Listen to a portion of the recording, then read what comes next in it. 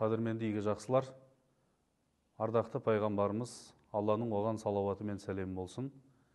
Ұхud тауынан өтіп бара жатып, сахабаларына былай деген: мынау тұрған Ұхud тауы, бұл тау бізді жақсы көреді, біз де оны жақсы көреміз деген. Сол арқылы сол туған жерін, өзен, көлін, тауын, тасын жақсы көрген.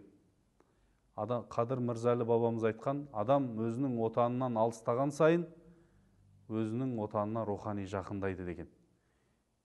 Баршамыздың табиғатымызда, фытратымызда алыс жолға кеткенде үйімізді, туған жерімізді, ағайынымызды, отанымызды сағынатынымыз бар.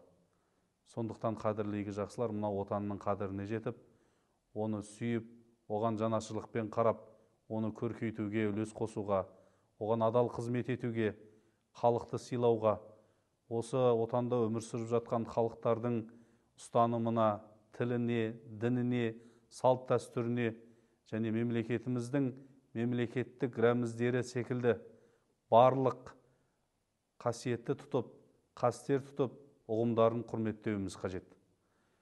Өйткені отанды сүю, отанға қызмет қылу бәріміздің борышымыз.